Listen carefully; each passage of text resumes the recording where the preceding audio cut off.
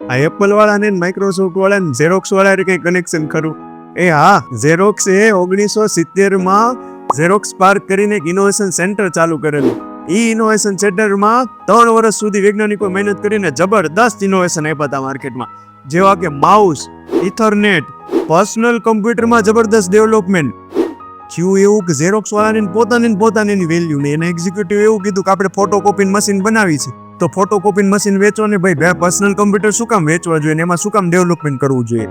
હવે ઝેરોક્સે Steve જોબ્સના startup એપલમાં $1 million investment કરેલું, અને આના કારણે સ્ટીવ જોબ્સને પરમિશન મળેલી કે ઝેરોક્સના ઇનોવેશન સેન્ટર ઝેરોક્સ પાર્કમાં આવીને વિઝિટ કરી શકે.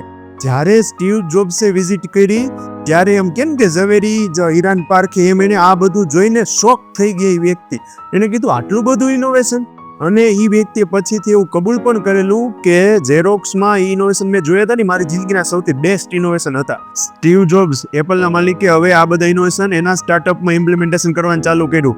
જેમ કે એપલ લિસા 1983, 1984માં એપલ મેકિન્ટોશ, એટલે આ બધા ઇમ્પ્લિમેન્ટેશન ચાલુ કર્યા ને એ જબરદસ્ત સક્સેસફુલ રહ્યા માર્કેટમાં.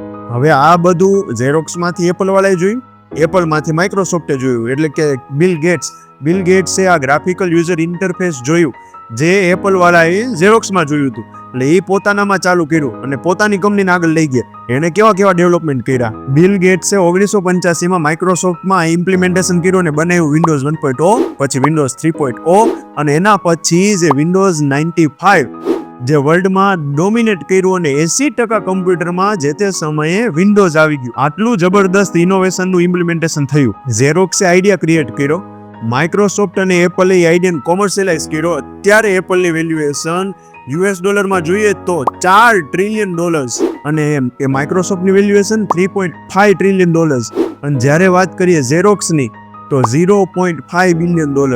એટલે ક્યાં ઝેરોક્સ અને ક્યાં અત્યારે માઇક્રોસોફ્ટ અને એપલ છે.